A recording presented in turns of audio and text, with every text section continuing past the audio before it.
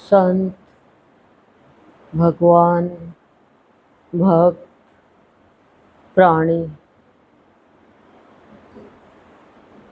सभी इस धरा पर आते हैं अवतार लेकर, जन्म लेकर, लेकिन संत इस धरा पर अवतार लेकर आते हैं हर एक प्राणी के कल्याण के लिए, हर एक प्राणी के जीवन में शांति स्थापित करने के लिए, उनको मुक्ति का मार्ग दिखाने के लिए। लेकिन हम प्राणी अपने प्रारब्ध के कारण या अपने विकारों के कारण या संसार और माया के कारण हम संतों को पहचान नहीं पाते। हमारे आस-पास संत रहते हैं, गुरुदेव रहे, बाबा रहे, पर कितने लोगों ने उनसे लाभ उठाया? सहज शरीर थे तब।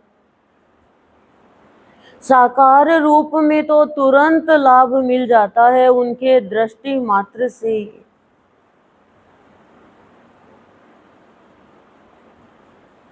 लेकिन प्राणी के भाग्य को सराहे या क्या कहें कि भाग्य चलकर हमारे जीवन में आता है सौभाग्य बनाने के लिए, पर हम ठुकरा देते हैं कि अभी हमें वक्त नहीं है।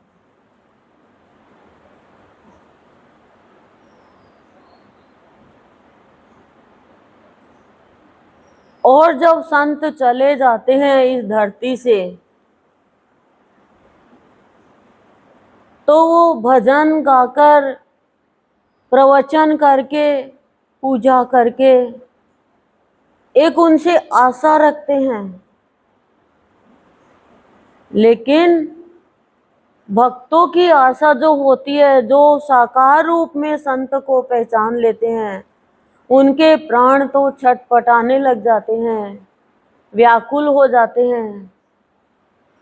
वो तो ये चाहता है कि साकार रूप में चाहे तू निराकार हो गया हो, लेकिन मुझे तो साकार रूप में तू चाहिए, क्योंकि तेरे दर पे आके जाना कि मेरा ये जीवन वासना से भरा था, संसारिक कामना की चाह थी, लेकिन हे संत, तूने मुझे प्रेरणा दी सत्संग करने की, सत्संग कराने की। कारण नहीं पहचान पाए कि सत्संग क्या जरूरी है क्या जीवन में। हम संसारिक किसी काम के लिए नहीं कहते हैं जरूरी है क्या, उनके लिए कहते हैं बहुत जरूरी है, पढ़ना बहुत जरूरी है, कमाना बहुत जरूरी है, बहुत बहुत जरूरी है। लेकिन सत्संग के लिए हमने कभी ये सोचा नहीं कि सत्संग तो करोड़ों करोड़ों बार भी बहुत जोड़े वो भी कम है, क्योंकि सत्संग से प्राणी का मानसिक स्तर स्वच्छ होता है, निर्मल होता है, स्वस्थ होता है। क्योंकि ये मानसिक जो बीमारियां है, मन की बीमारियां है, ये प्राणी को किसी करवट चैन से नहीं रहने देती। चाहे हम बड़े बड़े कितने भी आयोजन कर ले, लेकिन जब तक हमारा ये मन स्वच्छ नहीं है, निर्मल नहीं है, तो अंदर में बड़ी क्या रहती है, घबराहट रहती है, बेचैनी रहती है, परेशानी रहती है, चिंता रहती है। कभी कोई डाकू आक्रमण करता है, कभी कोई डाकू आक्रमण करता है। और ये मन क्या करता है, ये मन इतना बदमाश हो जाता है कि इंद्रिय रूपी प्रजा को गलत रास्ते पे चलाता है। तो सत्संग करना और सत्संग कराना, वो भी नित्य और निरंतर। जब सत्संग प्रेरणा, संत प्रेरणा देते हैं तो प्राणी का मानसिक स्तर स्वच्छ होता है, निर्मल होता है और स्वस्थ होता है। हमारे गुरुदेव ने, हमारे संत ने, हमारे भगवान ने हमें उपहार के रूप में ये मानव का तन दिया है। जो इसकी शरण में आने से पहले मानव का तन मिला, वो माँ के गर्भ से मिला, भगवान ने दिया, पर उसमें मानसिक स्तर था, वो नीचे गिरा हुआ था, ऊपर उठा हुआ था या मध्य था, कुछ समझ में नहीं आ रहा था। कर सब कुछ रहे थे शारीरिक क्रिया, लेकिन मानसिक क्रिया है वो जान ही नहीं पा रहे थे, अनजान थे, परेशान थे, दुखी थे। पर अब ये कहता क्यों, जब जीवन मैंने वरदान के रूप में नया बना दिया। और क्या कहते हैं सद्गुरु, सलाह देते हैं एक, कि सत्संग के कार्य में टाल मटोल नहीं करना, नहीं तो मेरा ये दिया हुआ जीवन वापस संसारिक बन जाएगा, आध्यात्मिक जीवन नहीं रहेगा। बच्चा है वो पढ़ाई में, या जैसे शादी आ गई हो रही है, दूल्हा गेट पे खड़ा है, टालम टोल करे, नहीं मेरे को शादी नहीं करनी। अरे दूल्हा गेट पे खड़ा है, ना ना ना, तू बना दे माला, क्यों क्यों, दूसरे को किसी को चाह रही होगी। तो ऐसे कैसे टालम टोल करेंगे तो अवसर चूक जाएंगे ना।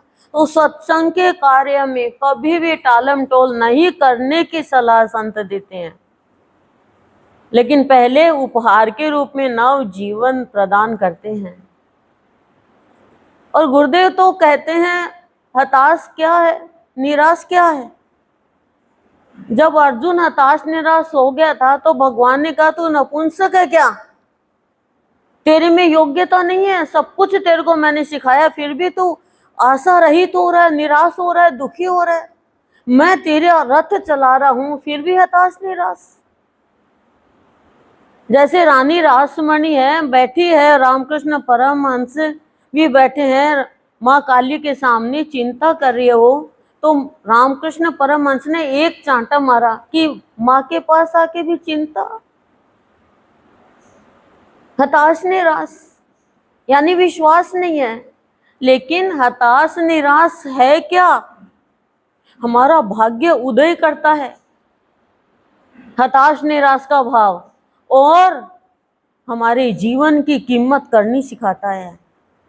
जब हम कोई कार्य के लिए हताश होंगे, निराश होंगे, तभी तो हम आगे बढ़ेंगे। जब हमसे कोई गलती होगी तभी तो हम सुधारेंगे ना। हम कोई भगवान तो बने बनाए हैं नहीं कि भाई हम तो सर्वगुण संपन्न है, हमसे कोई गलती हो ही नहीं सकती। गलती तो सबसे होती है, पर गलती करके सुधार ले वो भगवान का प्यारा बन जाता है। बच्चों से गलतियां तो होती ही रहती है, पर हताश निराश, गलती करके ठीक है होगी तो होगी, और हताश निराश हो जाए ना तो उसमें जीवन की कीमत कर लेता वो।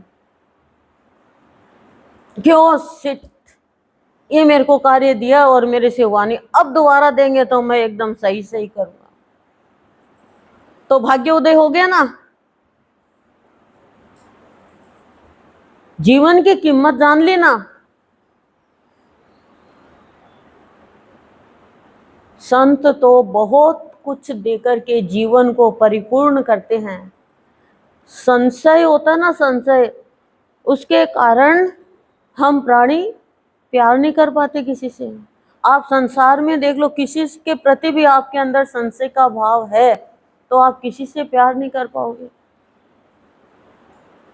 विश्वास हमें अंदर में प्यार, भाव, आनंद, शांति सब देता है। तो संत जो होते हैं उसी की कृपा से प्राणी के अंदर का संशय छिन्न भिन्न हो जाता है, दूर होता है। नहीं तो सांप को भी हम तो रस्सी बना देंगे और रस्सी को भी सांप बना देंगे। काले रंग की थैली लटक रही है पेड़ पे, उसको भूतनी बना देंगे। भ्रम, संशय।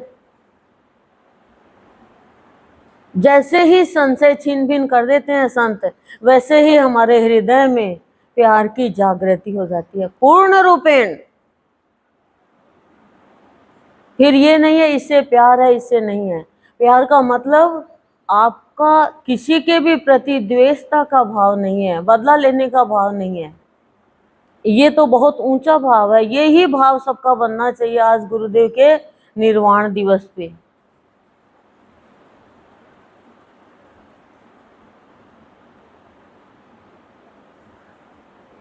प्यार क्या है, प्रेम क्या है? खाली 2.5 अक्षर। देखो कोई तो विटामिन डी लेने के लिए बाहर जाता है, यहाँ तो यही विटामिन डी मिल रही है डायरेक्ट। यस को, वो भी एकदम फेस पे। सत्संग का भाव होता है तो पता नहीं, बैठे रहो बैठे रहो। हाथ पैर हिलते डुलते हैं, कुर्सी इधर उधर कर लेगा और कोई दिक्कत नहीं है। धूप ही तो लग रही है, कोई एकदम तेज अग्नि थोड़ी आ रही है। अग्नि है प्रेम,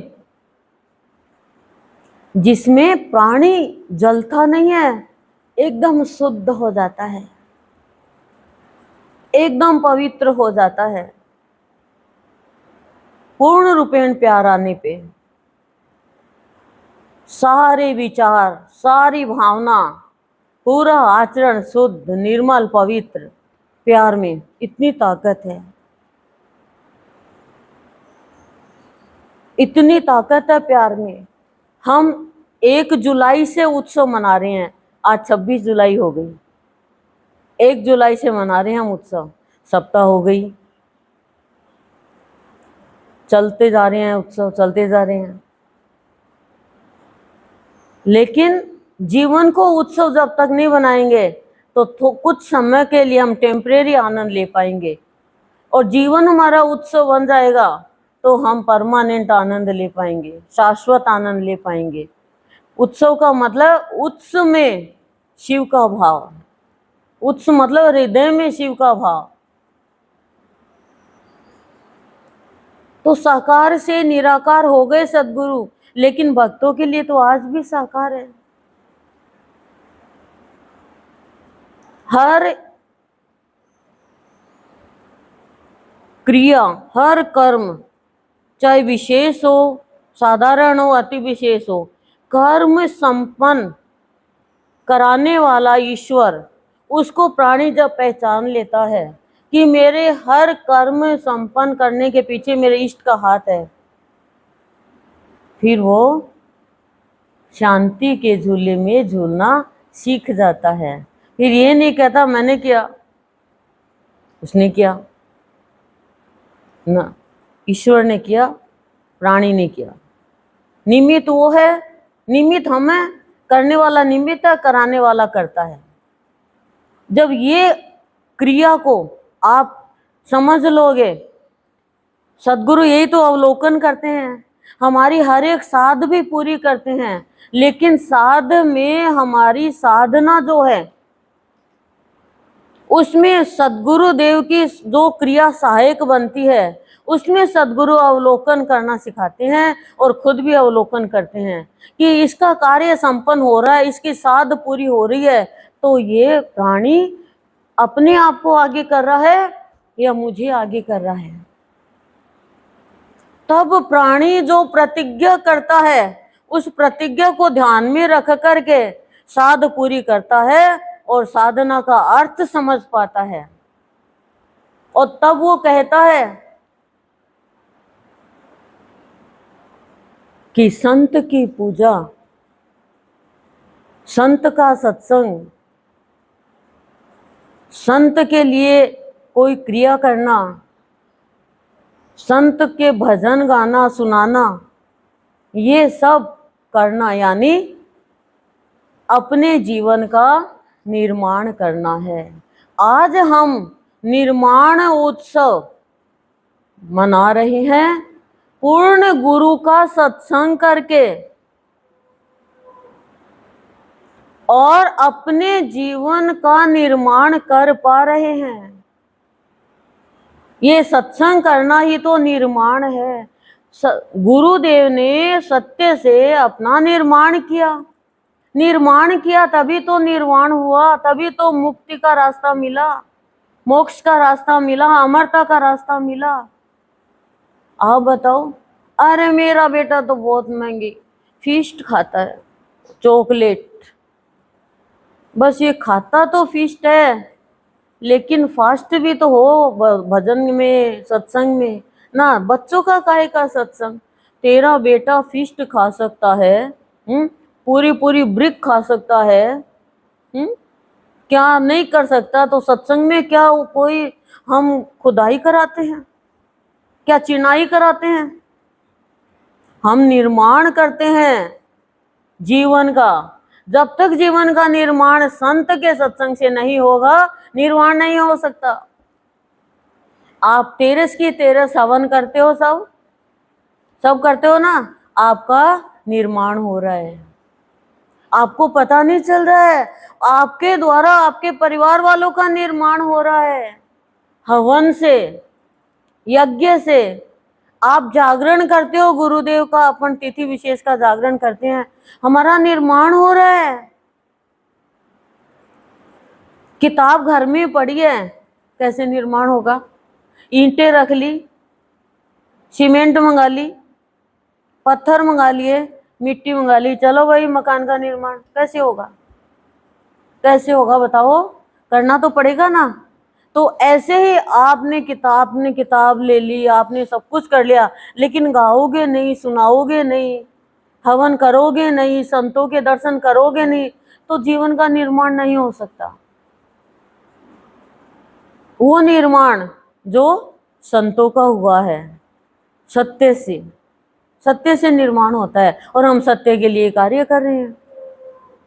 तो ये जो हम हवन करना, सत्संग करना, ये निर्माण का कार्य है, जीवन के निर्माण का कार्य है। यदि निर्माण नहीं होगा तो फिर भगवान कैसे रहेंगे यहाँ? बताओ, मकान का निर्माण नहीं होगा तो भगवान हम कैसे रहेंगे? बताओ, कैसे रहेंगे? नहीं रह सकते, किराए के मकान में रहेंगे।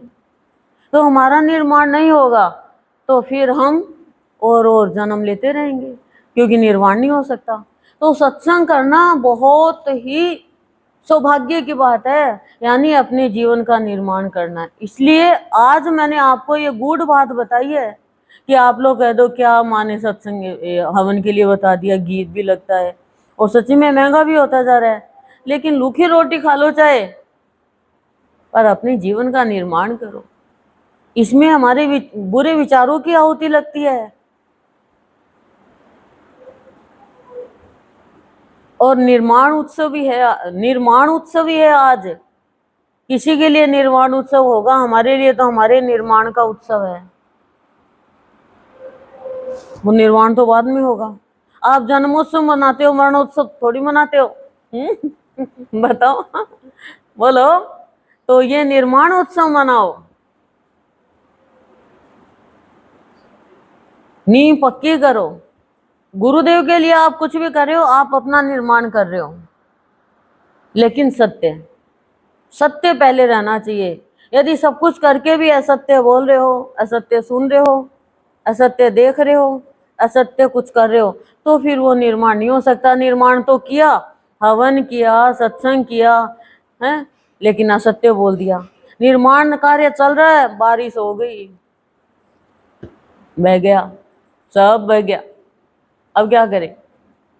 ऐसे ही हमें बहना तो है, पर बहना भगवान के भावों में, अच्छे महापुरुषों की बातों में, बुरे व्यक्तियों की बातों में कभी नहीं बहना है।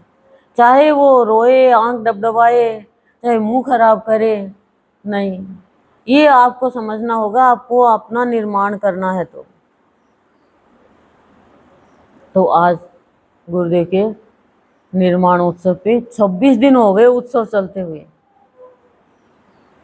बहुत ही बड़ा भाग्य है जो प्राणी संतों की पूजा करता है, संतों का सत्संग करता है, संतों के लिए कुछ कर्म करता है।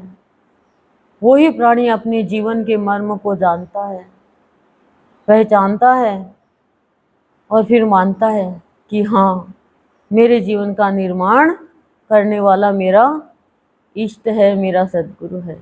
ओम शांति शांति शांति प्रशांति।